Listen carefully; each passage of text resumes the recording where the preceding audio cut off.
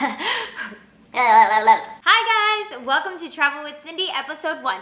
So today is actually not a traveling video. Today is actually going to be a Q&A for some of the commonly asked questions by you guys. And I'll also include some tips that I wish I would have known before I started. Since this is episode 1, you guys might not know who I am. I'm Cindy, and currently I'm a flight attendant for one of the major 4 airlines.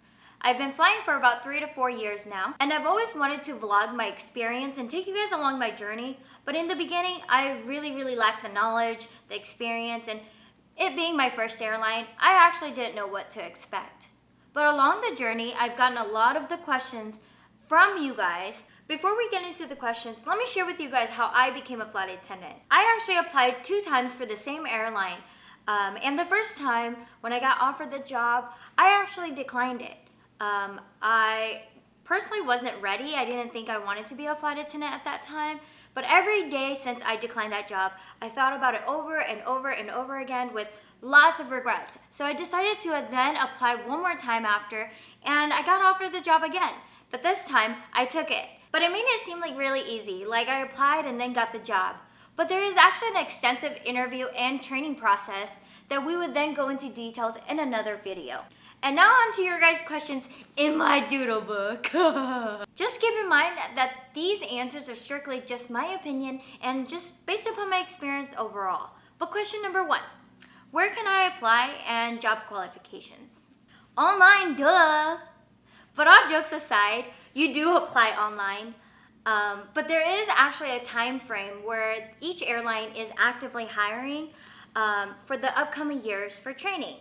So I recommend you to do your research based upon the airline that you want to work for, because they start actively hiring at different times of the year. Also, a very helpful tip that I would suggest is to visit Glassdoor.com.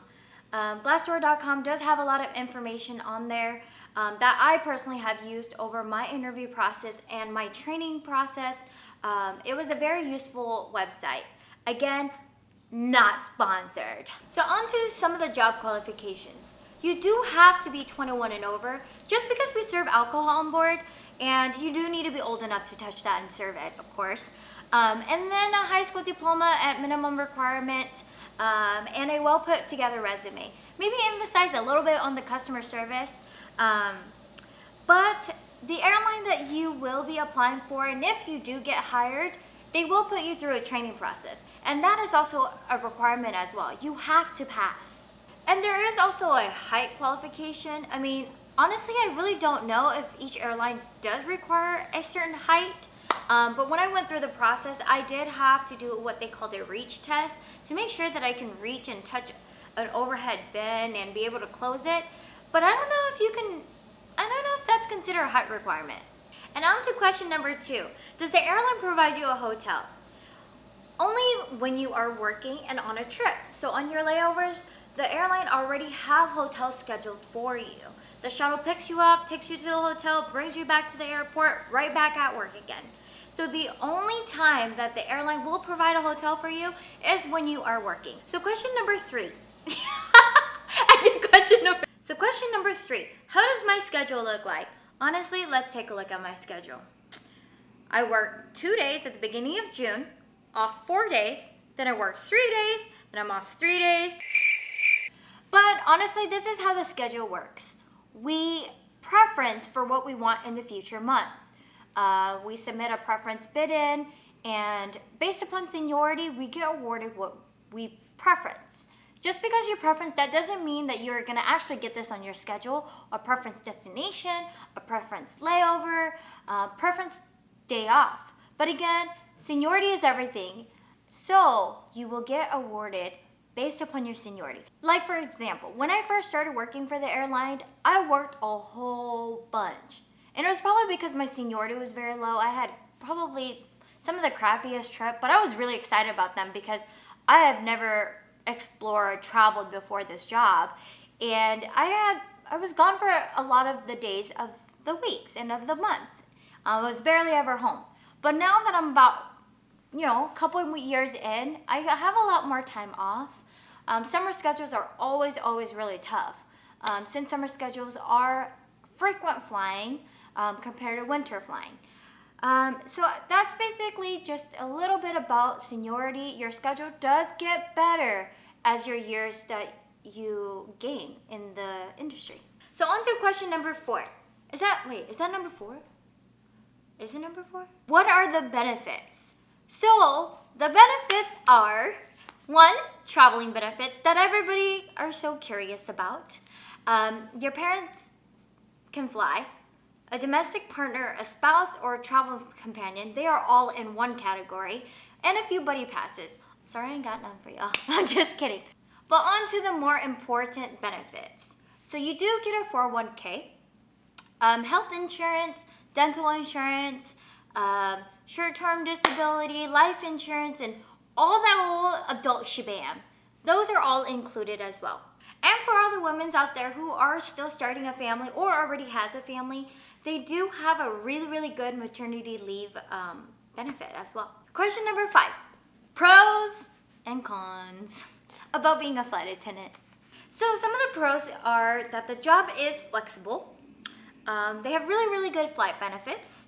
But to elaborate a little bit more on flexibility, just because your schedule is set in the beginning, that doesn't mean that it is permanent. You can continue to make it better. Swap with your coworkers. If you want days off, you can switch in and out. Things of that sort. But some flight benefits when you're actually not working, you can hop on a plane and go anywhere in the world.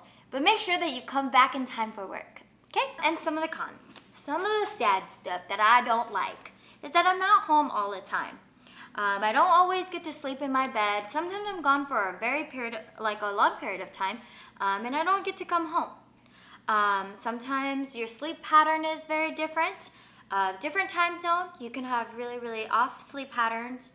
But one of the most important ones that does get, I would say is one of the biggest cons, is that you do miss some birthdays, some holidays.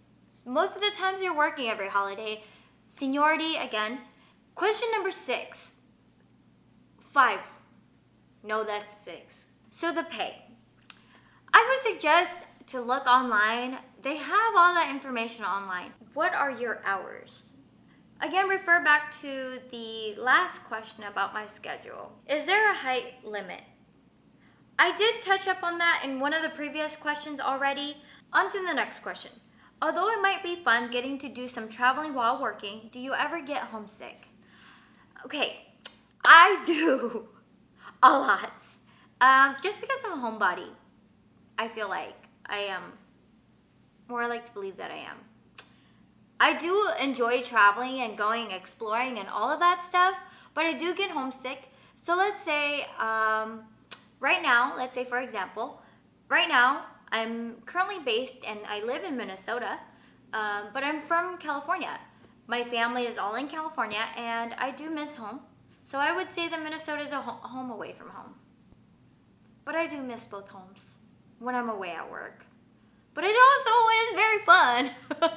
Do you always do round trips and make it back home when your shift is over, or do you have to stay overnight at a hotel? And if and when you do stay overnight at a hotel, are you getting paid for your time being away from home? There are some trips that you do go one day and you come back and end up back at your house within that same night. But there are trips that you are gone for a period of time.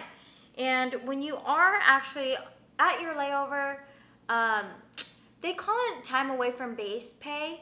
It's a lot smaller, but you do kind of get paid for when you're on your layover.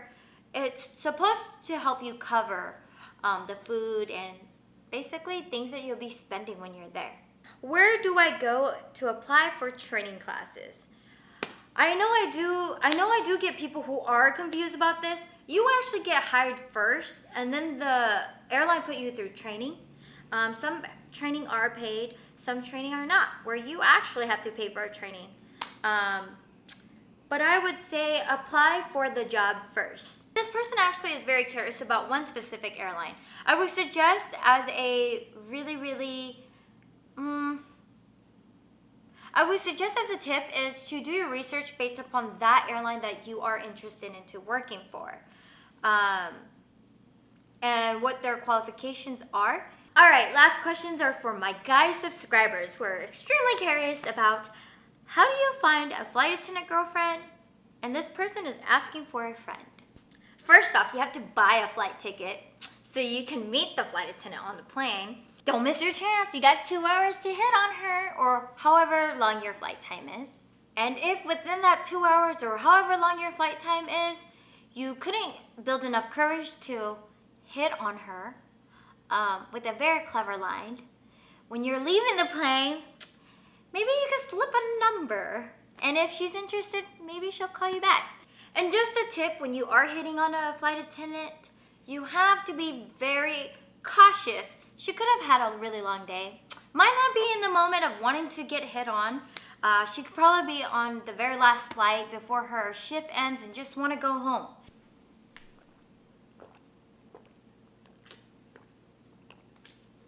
Okay. Ready? Alright guys, that's a wrap. Thanks for tuning in to my Q&A video.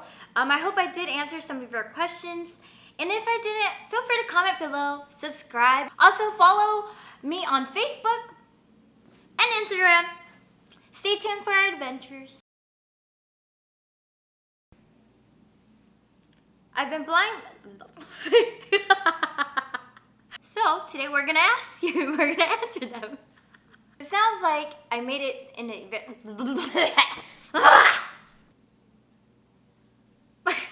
Well, now on to the questions that you guys have messaged me.